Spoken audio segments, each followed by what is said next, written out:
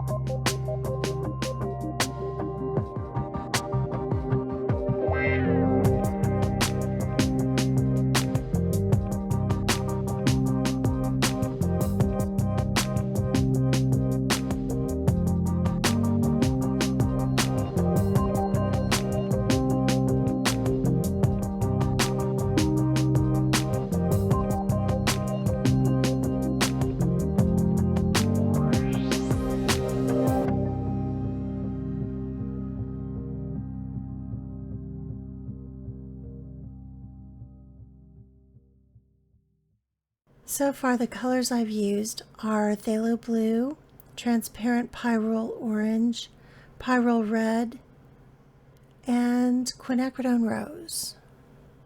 I've stretched Arches cold pressed 140-pound paper, and I didn't wet the background this time. I just put a very wet wash down and let it bleed together. It's a little bit bolder. I'm letting the colors bleed together so that they mix the violets. I didn't add any purple in here at all, or dioxazine violet. And I'm going to add a little bit of my favorite yellow, nickel yellow azo, because it's so transparent and it's such a really gorgeous mixing color. It mixes such beautiful greens when mixed with phthalo blue. My favorite nickel yellow azo is from M. Graham. Phthalo blue, I find, is pretty similar regardless of what brand you use. QOR and M. Graham tend to be a little bit more dynamic and move in water a little bit more. I'm adding a little bit of salt.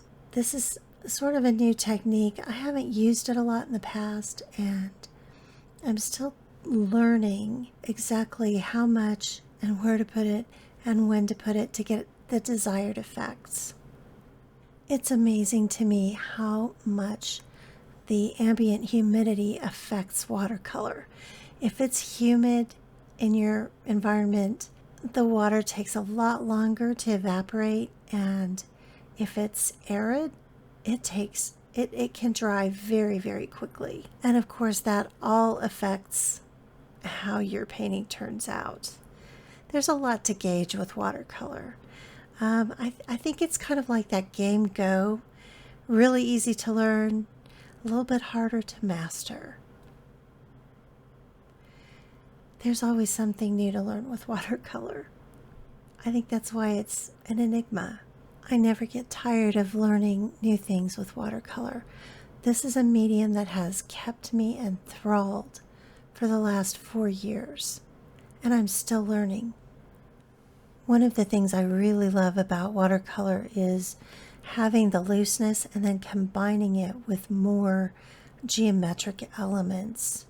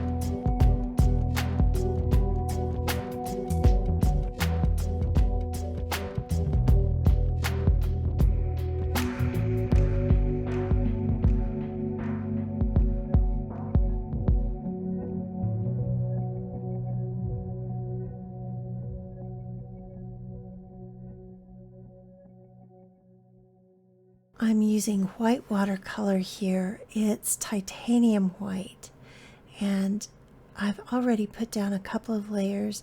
You can see it's pretty transparent unless you put down multiple layers or a pretty dense pigment to water ratio. What I like about doing this is that it makes it look a little obscure, and it almost blends the colors underneath in a way that makes it look like they're a little out of focus and maybe gives almost a bokeh effect. I really like it. Now don't be worried about this. It looks very opaque, but this is watercolor. It's not gouache, and it's not going to stay opaque. In fact, I was a little bit dismayed by how many layers I had to put down in order to get the desired effect. And sometimes it has stayed more opaque than I wanted. So there's a lot of finessing when using a white watercolor to get a specific effect. Even so, you can begin to see that bokeh effect under the big circle there. And I'm going to make it just a little bit more. The smaller circles had a little bit more of that than the blue, and I'm not sure if it's because of the way the white looks over that vibrant orange, and maybe the blue is more subdued already. I don't know, but it's really prominent over that bright orange.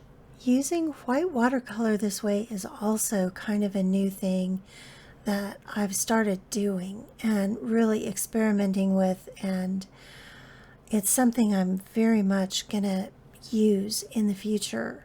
And I feel like I'm beginning finally to get sort of a style of my own, and I find that very exciting. Now we can really begin to see how much more obvious that effect is over the orange. It could be that I got just a little bit heavier of a wash over the other areas, but I actually think that I prefer what's going on over that blue area, that big circle. Now I'm just going to lay down some ink and some doodles.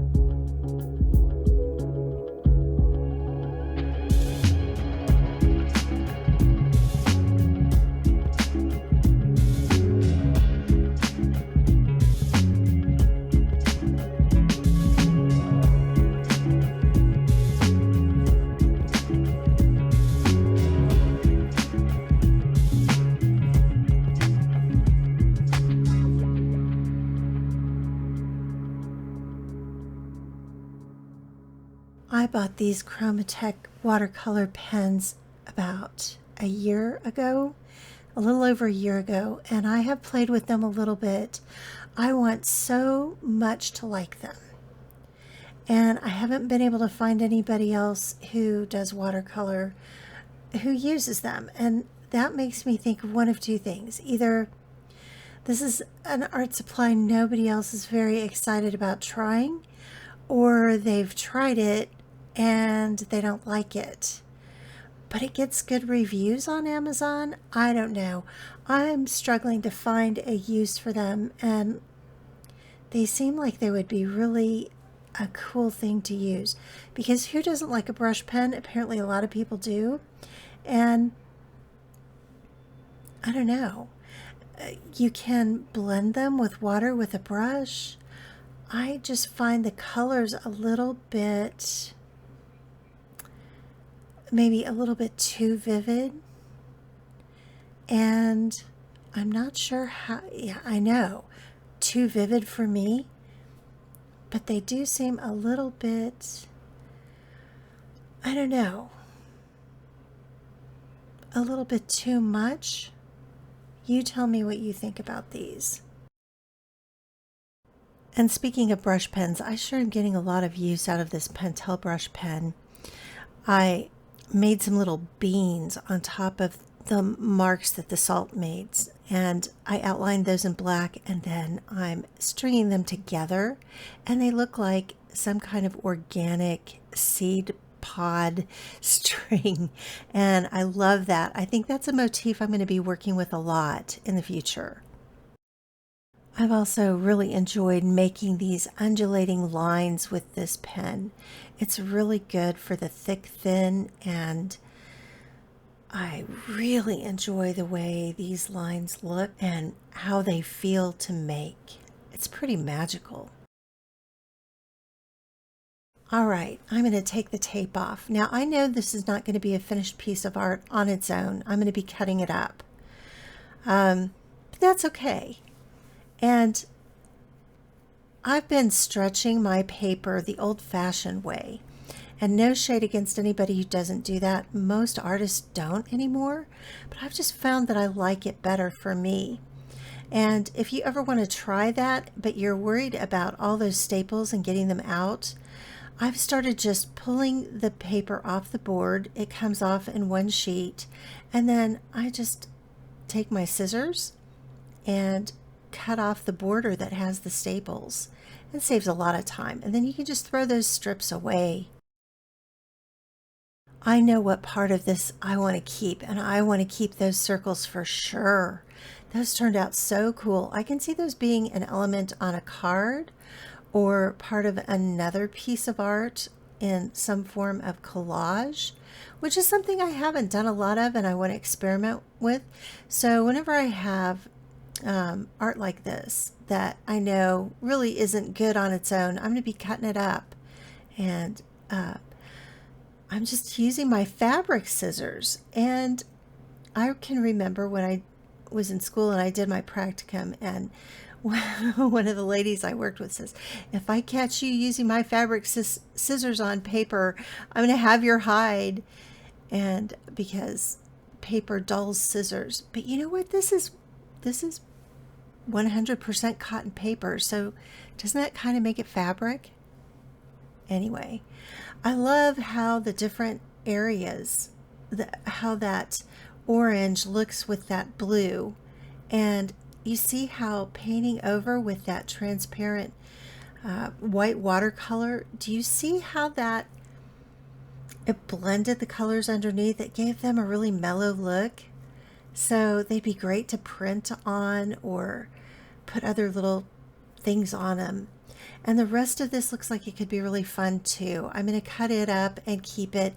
I could see these being great as little strips, or, you know, any other kind of shape that you wanted to cut out somewhere, somehow.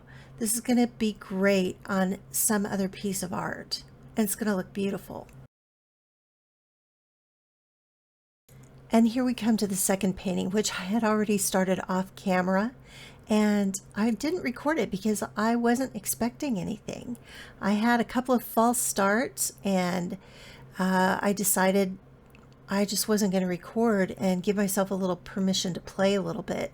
And as I got further on in this piece, I decided I was liking it, so I started recording. And basically I did the background a lot like I've done a lot of my recent backgrounds, just putting some wet paint down and letting it all bleed together. That's how I did it. And I used the same colors. I used my 3 basic primaries, the phthalo blue, quinacridone rose, and nickel yellow azo. That's just when I want to do something really bright, those 3 colors just do amazing things together. And I love the way they blend together and the colors that they create. I've recently often said that if I could only have 3 colors, those would be the 3 colors I would have. And I tend to gravitate toward really bright, vibrant colors, which I've heard is the mark of somebody who doesn't have a very sophisticated palette. But I like it. I like the bright, vibrant colors most of the time. And they make me very happy. And so does doodling on top of them and using these Posca pens. I had so much fun with that.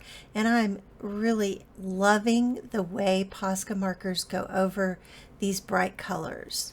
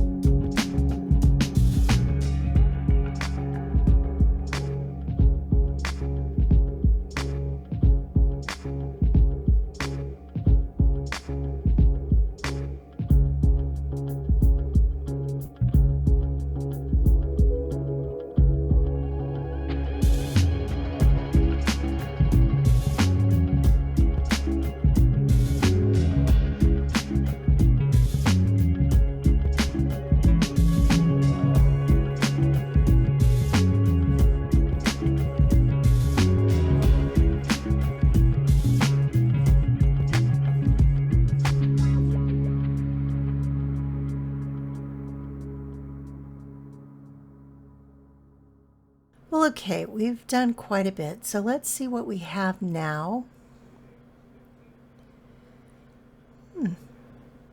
Looks pretty cool. Let's continue. At this point, it seems like the piece really needs a little drama, a little contrast. So I'm adding some darkness, some blackness, and I'm using a fountain pen with my platinum carbon black ink, which is waterproof. So if I decide I want to go over this a little bit, no worries. A fountain pen is the perfect thing to go over cold press watercolor paper, which has quite a texture. So if you try to use your microns on it a lot, you probably eat away at that point, whereas the steel of the fountain tip nib seems to be able to withstand it pretty well and not have a problem. And the fact that I can put carbon black ink in it is just cherry on top of that cake.